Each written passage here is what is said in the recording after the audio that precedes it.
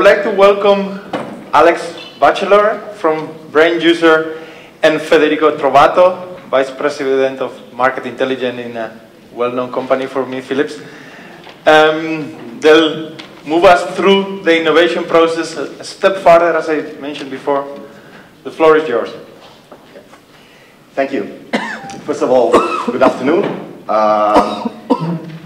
Before starting with the charts, I want to show you a video that would put things in perspective on really understanding what do we mean by really reaching in-depth consumer minds. So if we can run the first video.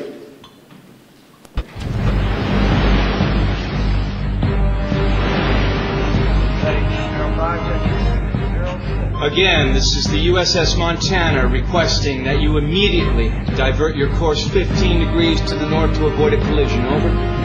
Please divert your course 15 degrees to the south to avoid collision. This is Captain Hancock. You will divert your course. Over. Negative, Captain. I'm not moving anything. Change your course. Over. Son, this is the USS Montana, the second largest vessel in the North Atlantic Fleet. You will change course 15 degrees north, or I will be forced to take measures to ensure the safety of this ship. Over. This is the lighthouse, mate. It's your call. Hello, Captain? I think he's gone. Fair enough. Of this afternoon. So this leads to my first slide, which is what do we actually really know? How many assumptions are in our mind when we look at consumer data, when we look at answers of consumers to our researchers? Are we really capable of capturing the motivations that are behind the numbers? Why people are answering in a certain way? Can we go just beyond the assumptions and really reach in depth truth? This, for instance, is a picture of a nice morning day in Lake of Garda, where I come from and where I sail. And apparently you see this a very tranquil and very calm day. It actually, this picture doesn't tell the truth, because if I would have just taken the camera on the other side, there was a very dark cloud. And in fact, an hour later, there were more than 30 knots of wind, and nobody would go out and sailing with that type of wind. Unfortunately, it was a regatta, so we had to do it anyhow. So I'll, at the bar, I will tell you how it ended. But this is how misleading it can be. It's just a change of perspective. You need really to go beyond the obvious. I belong to Philips. I just spent a couple of words on Philips and why we are actually embarking in understanding consumer insights. Philips is a company that has tried to reinvent itself in the last 7 to 8 years, and moving away from being a consumer electronics company or an appliance company, but becoming more of a health and well-being player, and has decided to differentiate itself in the market by the promise of sense and simplicity. So bring more simplicity to the complex lives of consumers. We are actually trying to provide healthier and more sustainable lifestyles to our consumers, and we started this by providing meaningful innovation which is based on proper consumer needs. And that's where, in fact, we engaged BrainJuicer to understand better how could we capture actually the proper insights behind our business. Of course, we bank on a strong global brand, which helps us in achieving distribution and building awareness for our propositions. Consumer Lifestyle, which is the division where I work in, is a third basically of the total business of Philips, which is composed also of healthcare and lighting businesses. And we have 4 main areas of businesses, which is about personal care, so looking good and feeling great, about enhancing the home, enhancing the activities that you can do, and simplifying the activities and the chores in the house. Sharing the experience with family and friends, which is this is how we define the former consumer electronic businesses, and living a healthier and more enjoyable and rewarding lifestyles. Philips, as I said before, is moving from being a technology company towards being an insight-driven company, a consumer-driven company. And we have actually redefined the whole strategy around understanding the depth meaning that consumers have behind health and wellness.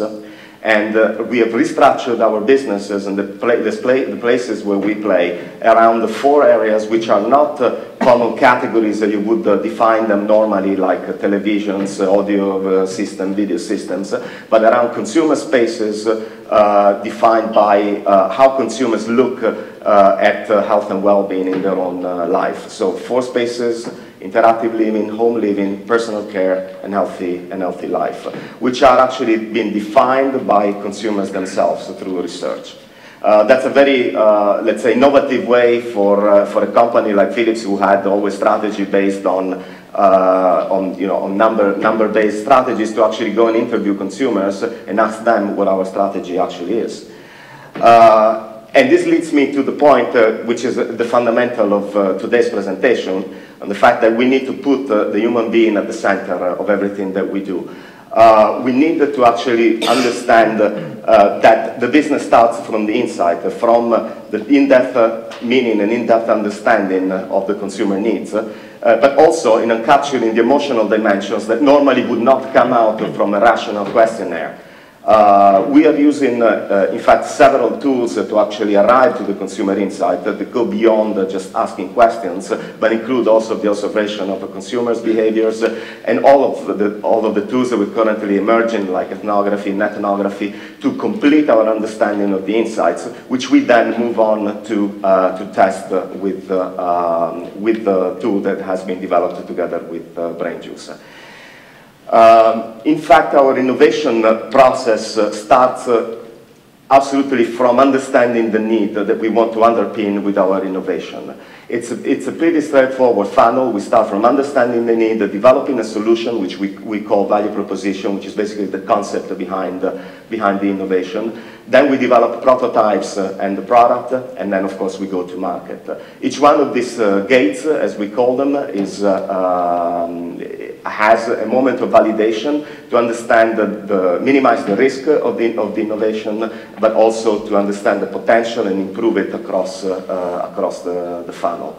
And ultimately, we measure, after launch, we measure the engagement we create with consumers through the Net Promoter Scores metric, which will then feed back into the innovation funnel for the next generation of innovation. And we do tap into this whole funnel by a continuous consumer contact and putting centricity behind all of the activities that we have in this innovation funnel. We use many different tools, but among which also we have a proprietary community of consumers which we engage on the key materials and for feedback and for insight generation across the innovation funnel. Here it is. Thank you. Look, there's more rubbish talked about innovation and insights than probably any other topic in the world. Yeah, I mean, we're probably indulging in some of this as we speak, okay, or indeed certainly as I speak. But the reality of this kind of like context is pretty much everyone can recognize it when it's right. Yeah, the hard bit is sorting the wheat from the chaff in those kind of situations and trying to work out what it is. So this is, for sake of argument, our analogy for insights. They're like a fridge. You open the light, you open the door, sorry, and the light goes on. It's terrible when you tell a joke and you even muff the own joke, the only one you've practiced in the whole day. So that's also an insight, but we'll come back to that later. So the interesting challenge we were faced was we had to come up with a framework that was going to work for a business that was primarily, as Federico pointed out, run by engineers, primarily run by people who like, you know, grids, testing, scores, KPIs, measurement, all of those things that are important to kind of like engineering study. And this was really the first version of the structure that we produced. So one axis you can see is potency from strong to weak. Sounded very simple. And then we've already heard Dan Hill, and I'm grateful to tell you that clearly we were listening. We didn't know what he was saying, but was on message and off message. And this was the first framework we produced, and we started to conduct some testing using this grid. Now, we very rapidly realized, as most people do, and that's one of the other learnings I suspect of this conference, is that you've got to have the courage to fail, that this wasn't actually that good. So it's very nice as a kind of starting place, but it had a number of problems. And what we really developed was an understanding that really devolved around to the two sentences at the bottom.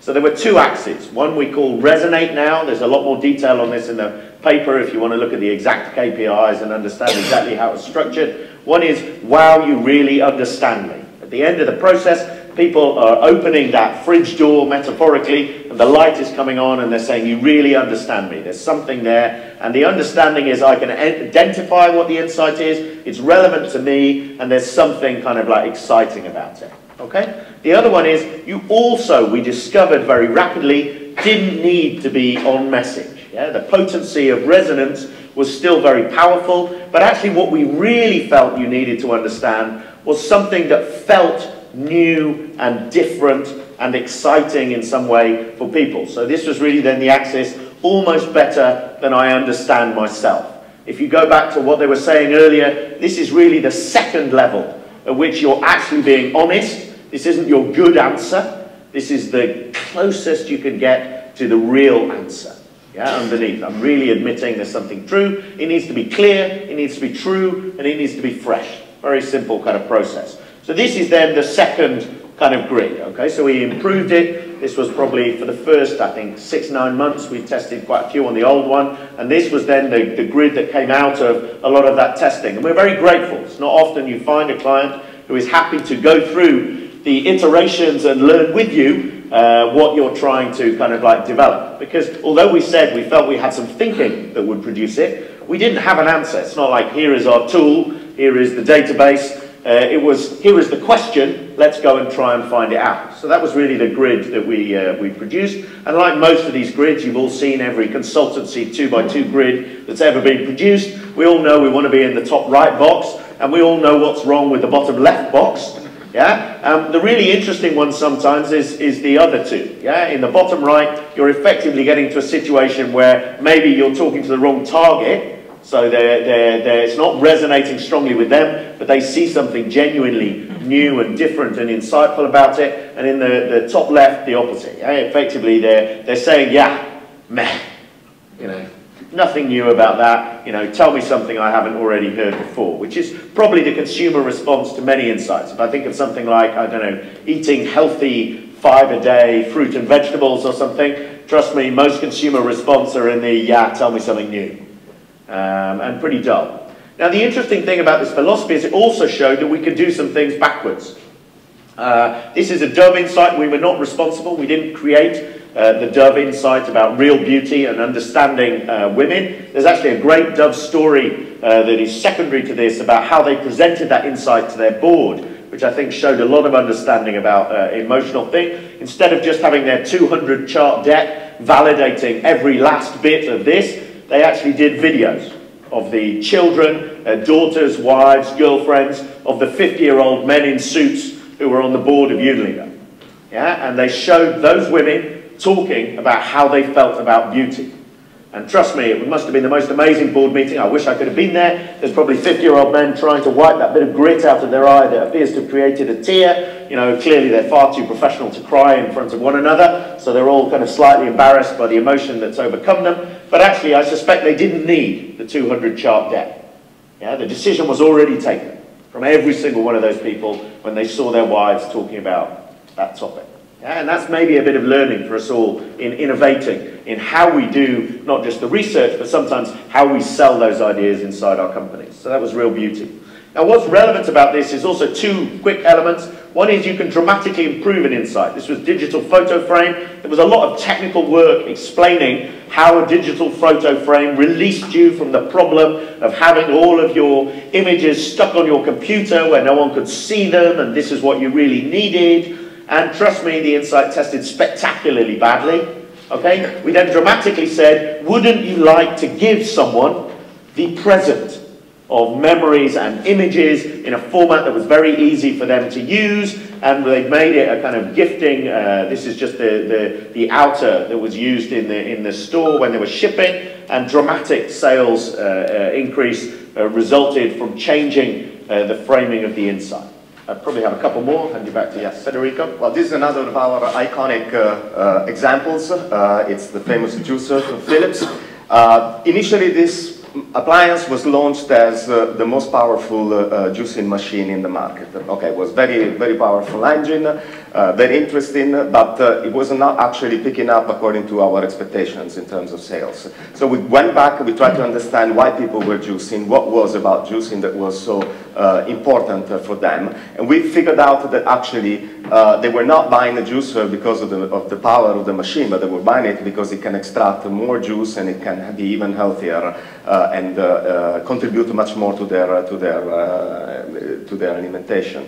And so we relaunched the juicer behind this healthy lifestyle platform, and business picked up way beyond our expectations. We now sold more than 1.5 million, so we are now towards the 2 million units sold, and of course it has been a success based on really understanding the insight of why people are juicing at home.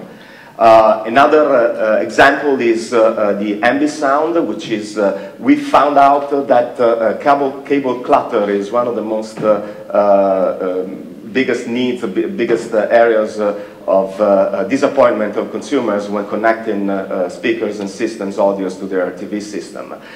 So we designed a new appliance, which is a new soundbar, which would minimize cable clutter and have a much more clean and effective way of bringing great sound to TV systems.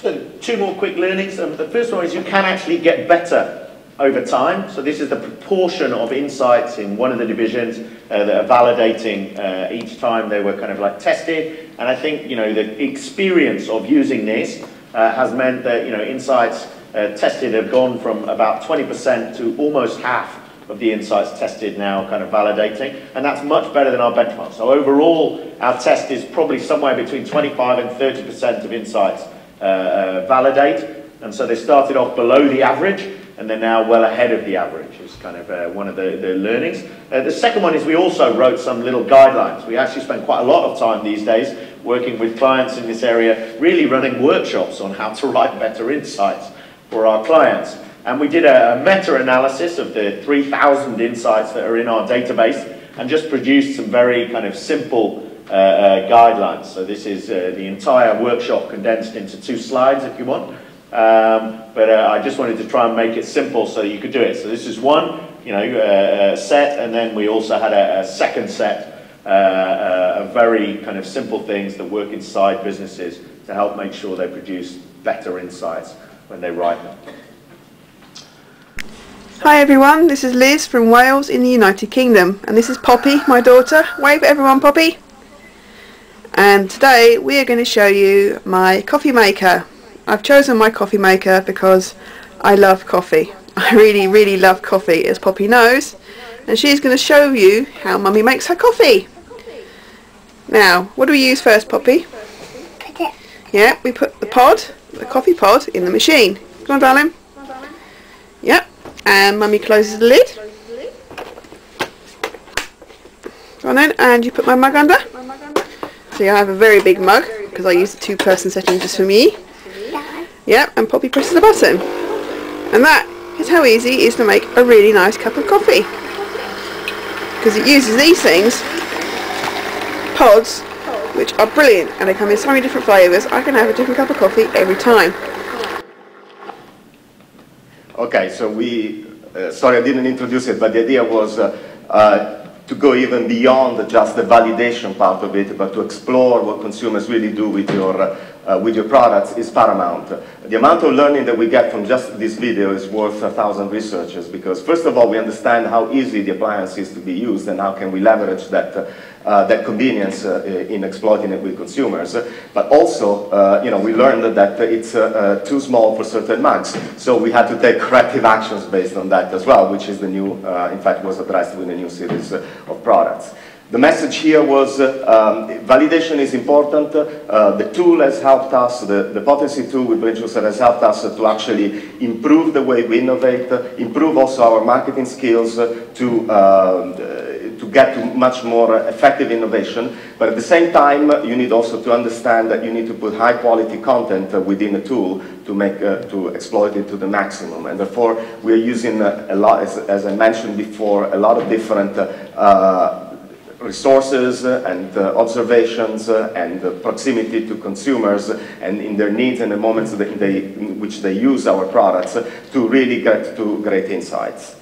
And essentially, we are defining in a way a research which becomes a strategic function for growth that goes beyond just providing, minimizing risk, providing answers to management, but that actually is capable of addressing the challenges that we have today, that can keep focus of the company on consumer centricity, at the end has the capability of going beyond the rational response and capture the emotional response of consumers, which help a research department which, as a paradox, is actually building marketing skills for the marketeers. Because like in Philips, we are at the forefront of the proximity with consumers, and in that sense, we educate marketing on what it means to be consumer-centric.